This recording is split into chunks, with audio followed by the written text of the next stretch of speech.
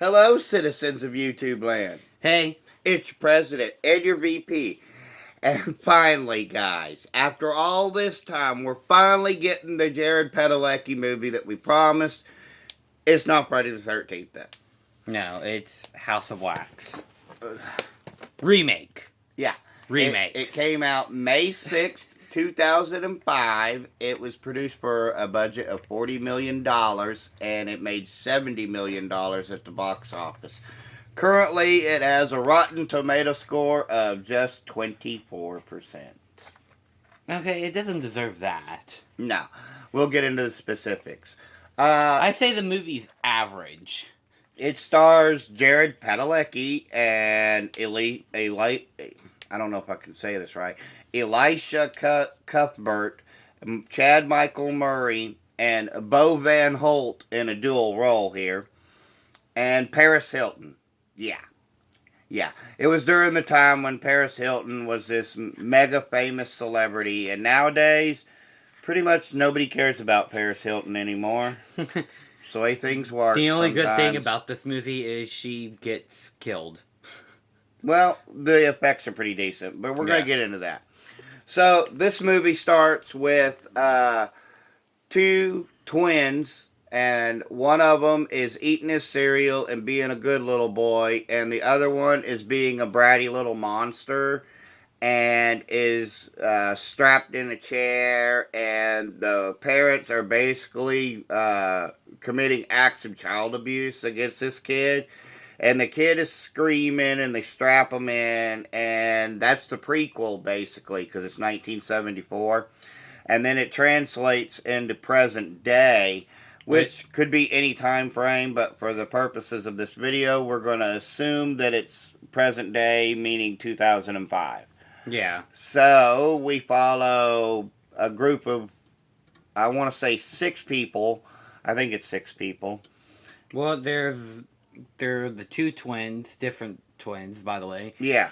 Then there's Paris Hilton. Then there's Jared Padalecki, and then there's the black guy from One-on-One. I don't know his name, but he was on One-on-One, and he was on Coach Carter. And he plays Paris Hilton's boyfriend. 5 people. 5 or 6. 5 or 6. It doesn't really matter in the end, because I'll tell you guys. Okay, so they're on their way to a big football game in Baton Rouge. That's pretty important, too. So I guess this story either takes place in Mississippi or possibly Louisiana. One of the two. So they're on the freeway, and they kind of make a detour, and then they end up with their car breaking down. And, well, they pull over for the night, and because they can't make it. So they go camping, and Paris Hilton and her boyfriend, there's this scene where she's giving a particular act that a lady sometimes gives a man in the heat of the moment, and I'll just leave it at that.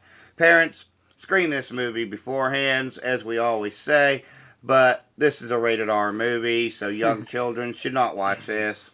It's mostly because of blood and gore. There's no nudity in it. No, but and language. There is a simulated scene. That's all I'll really say about it. Yeah. It's, implied what's going on. Yeah. And there's this, one of the friends is a complete douche who has a camera and he's filming everything. Dalton. And he's kind of yeah. So, anyways, the one twin who's played by Chad Michael Murray, he's basically the bad twin. And they're fraternal twins, meaning they're not exactly identical. So, it means they were born at the same time, but they're the opposite sex. Yeah. And so, as a result, he's been into some trouble, and he got in trouble, I guess, for stealing a car, and his sister didn't protect him, so he's all mad about it. But dude, you're the one that stole the car, Just He saying. didn't actually steal it. It was Dalton, remember? Yeah, it was Dalton, and he took the rap for it. But we'll get into that too. So they're hanging out. Also, Jared is this like bland looking. He's this bland character. Yeah, and let's his talk a little bit about Jared Padalecki in this movie. His line deliveries are just like Wooden. Yeah. I mean, he was still trying to get his acting chops at this time because, again, it was like 2005. I guess you could maybe, and I haven't really seen much of it, but you probably could compare his acting in House of Wax to his acting in Supernatural Season 1. As they're probably pretty much the same acting. Yeah. I haven't really seen it, but...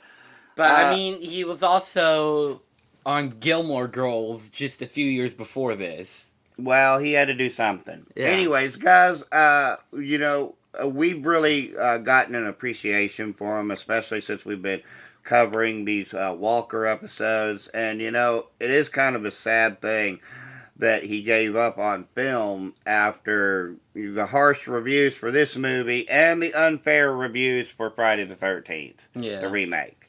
He basically just gave up on film after Friday the 13th Part 9, as that's the last known movie that I've seen him in, other than possibly House of Wax and a few movies before that. So as we were saying, they're hanging out, they're partying, they're having a good time. The one brother, like I said, is a bit of a dick, and he...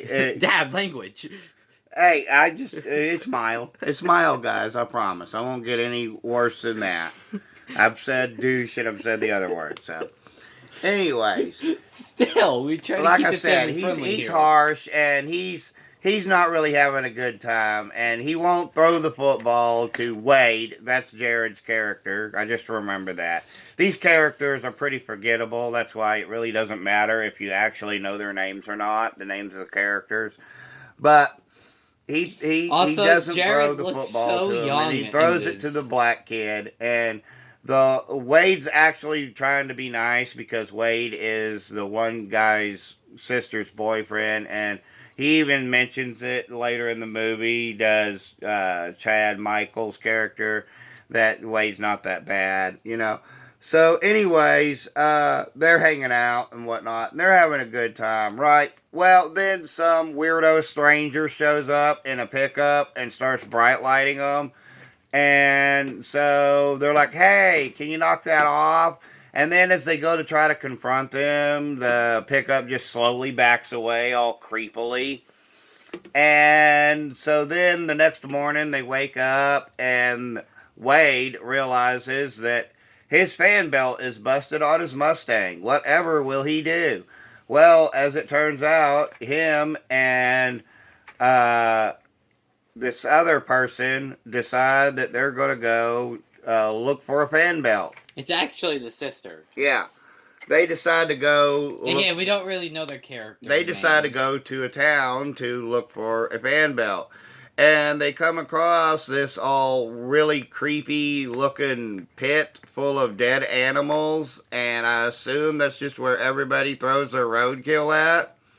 And then we're introduced to, spoiler alert, one of the weirdo brothers that runs the town.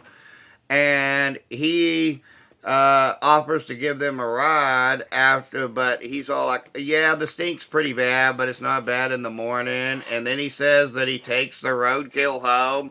Who does that other than a weirdo redneck? I don't know. I mean, it's Louisiana, because in Louisiana, there's some freaky stuff that goes down there. Well, I mean, that kind of stuff maybe even happens around here too. Let's be honest. Me and him, we live in the Ozarks, and some freaky stuff does happen here too. So yeah, but it's mostly just meth heads trying to cook meth. Well, yeah, but there are okay, that was a joke. That was a joke. Please. There are some people That was a joke. there are some weirdos out there that do come across like fresh roadkill and think dinner. I don't know who, but you are probably out there. Anyway, That was a joke. we're getting off on a tangent here, like we always do. I'm sorry, but that was just a joke. Okay. Guys, there's not actually So, that many people. the out there weirdo that do who happens to collect all the roadkill, and yes, I know this is a real job that people hire people to scrape up the roadkill off the road. I know that's a real job. What about the buzzards? The buzzards do it, but not always, is what I'm saying. Is that they do have people out there that they do pay to clean up roadkill. It is a real job. Anyways, he offers to give him a ride to town, and he's being all creepily, and he's looking at her, and she's feeling uncomfortable. And then they're riding along, and he rolls his window down, and the other window doesn't work, and then he makes it to a pass where the road's all washed out, and he's going to have to lock his hubs into four-wheel drive. But they decide they just want to wait in the vehicle, and then they decide that they want to go on without him, and he gets all super mad about it and tells them, well, basically, if that's the way you want it, fine, I'll just let you go. Try to do something nice, and then the guy's like, hey, we appreciate it. And he goes, oh, yeah, I know you appreciate it. And he just leaves them. And so then they wander off into the town, and they realize that it's pretty much abandoned. And this place, by the way, is called Ambrose. And the guy tells as much. And guys, I can tell you that this is kind of a real thing, too. This is a little bit realistic, what he says. He says that Ambrose used to be a real nice town until the interstate moved in and bypassed the town. And this has happened to a lot of towns in America, and it's a bit of it's actually a sad thing. Because what ends up happening is that when you get these interstates and whatnot that go around certain towns, the towns no longer get the through traffic and the commerce and the business, and then they eventually die. It's a sad thing that does happen. Happened to Gainesville. Yeah, our old hometown. And it kind of happened to a town not too far from here either, Omaha, Arkansas, where they built the new highway and it bypassed the town. But anyways, guys, that's another tangent. So they're in the town and they're looking around. And the lady, the one girl goes, oh, it's a pet shop. Let's go in. And Jared Padalecki's character, Wade, he's basically like, are you stupid? We got to get moving. And we got to find a fan belt. So they go to the garage, and there's nobody there. Then they decide they're going to go to the church because they hear a funeral procession in progress. So they go inside, but they realize that it's a funeral. And then the guy comes out, Bo, which is the saving grace of the movie. This guy, like I said, he is awesome. The guy that plays both Bo and Vincent, phenomenal job, actually. He tells them, well, do you always just barge in on funeral processions? And they tell him, well, we need a fan belt. And he goes, oh, I'll be about 45 minutes, and I'm sorry for snapping at you. You know, putting on a nice facade, right? Yeah. And so they decide they're going to go explore, and one of them gets the bright idea to go to the House of Wax Museum. And he goes inside, and they look around. And then he realizes that the entire thing, the walls, everything, is made of wax. How is this possible? I don't know. They never tell us. Other than the fact that their mother was a wax sculptor. But how did she manage to build an entire museum made out of wax? I don't know. They don't tell us. So anyways, they go back to the gas station. It's been like 45 minutes. He said it would be a half an hour. They go back to the gas station, and when they get to the gas station, they go inside, and they start perusing around, and he doesn't have the right size fan belt. He needs a 15-inch, because they have a 16. The guy comes back, tells him he's got some up at the house. That's when things really get crazy, because the guy goes back, or they somehow get separated. And Wade is finally attacked by Vincent. And he gets his Achilles cut. And then Wade is basically knocked unconscious. And then he is put in this he's put in this contraption where they spray wax on him. And he gets wax put all over him. And so he's basically done for now. He is encased in wax. It just leaves... Jared is the first victim. It just leaves the girlfriend. And meanwhile, all this time, the other friends had decided to move on. But they come back. Oh, by the way, Paris Hilton's character was possibly pregnant in the movie. But that goes nowhere. They never elaborate on it at all. Other than she tries to tell the guy one time. And when she tries to tell the guy that she's pregnant, he just brushes her off and says, "No, I'm going to go mess with the music." Because that's what happens. Yeah. And he gets killed. And then, this is after they had went back, by the way. And then, the black guy gets killed. And then, Paris Hilton, she gets her comeuppance. But not before an extended chase scene that's actually kind of good. It is. For a slasher movie, it's actually not that bad. So, she gets basically like a metal pipe through the brain, and it's actually a pretty good death. And that's the biggest redeeming quality about all this. So, they're dead. And the friend and the twin are the only ones left out of all that. And they decide, well, they had been sent off basically to go look for the sister and the sister's boyfriend. And so in the process, Dalton finds Wade, and then he decides that he's going to peel the wax off. Yeah. But also peeling the skin off. Yeah. And then when when Vincent comes out of his hiding place to basically murder Dalton, he causes Jared's death, more or less, because his dog gets sliced off, more or less. So, and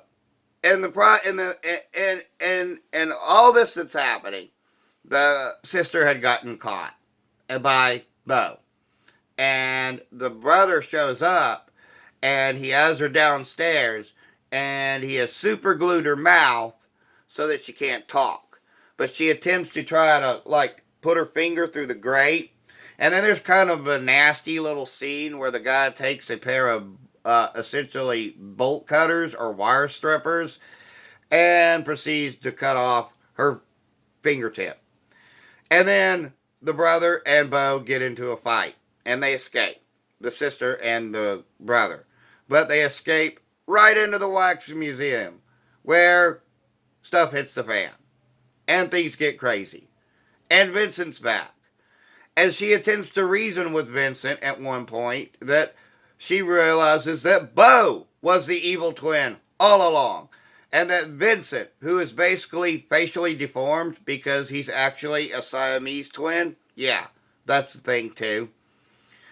And so things keep going, and Vincent, Bo gets shot with a bow and arrow, a crossbow, and they fail to double tap him, and this guy, like a hardcore Rambo, basically just shoves the arrow right through his arm, and then proceeds to break off the arrow that's in his chest, and just pulls it out, straight out, like Rambo. Yeah.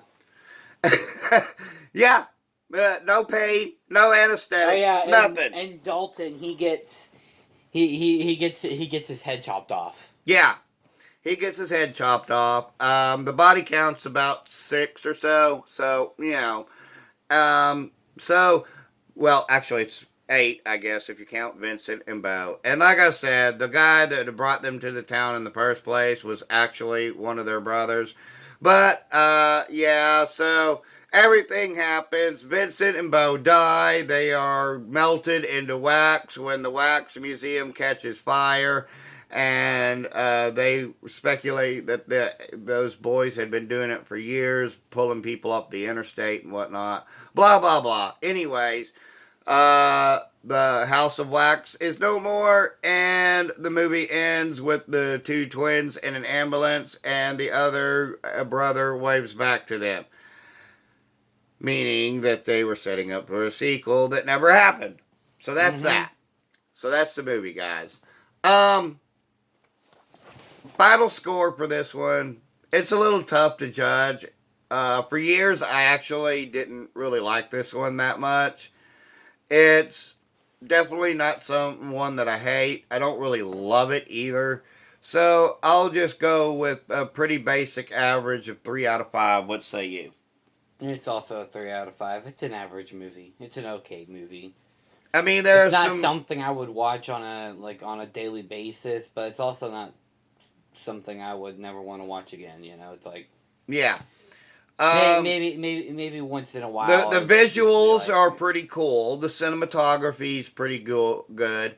Paris Hilton's acting, yikes, cringe. Jared Padalecki, well, let's just say that we're all glad he got a lot better. Let's just say I'm glad he got a lot better through the years that he was on Supernatural. Yeah. The other guys, Alicia, who plays the final girl, she does a pretty decent job as the final girl. And the brother's pretty decent too. You know, main gripes, I should say, is Jared, yeah, buddy, we're really glad that you improved here. Paris, maybe don't do acting. That's all we'll say about that one. So yeah, guys, 3 out of 5, it's unanimous. But of course, if you've seen House of Wax and you think it's the worst horror movie ever, well, you're wrong. There's definitely a lot worse out there. We've seen them. Slaw anybody? I know it was a parody, but yeah. Anyway, yeah, also a parodying, but yeah. Exorcist 2, The Heretic. I mean, there's a bunch of them that are far worse. Anyways, guys, like I said, Friday the 13th, Part 9.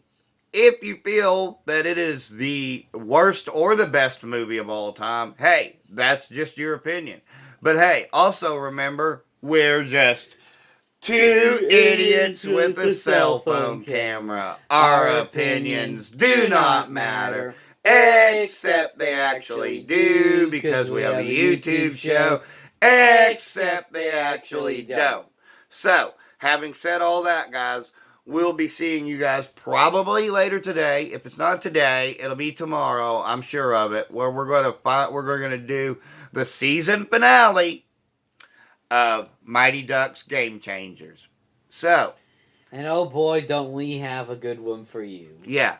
So, be looking forward to that one, guys. And we'll see you guys next time.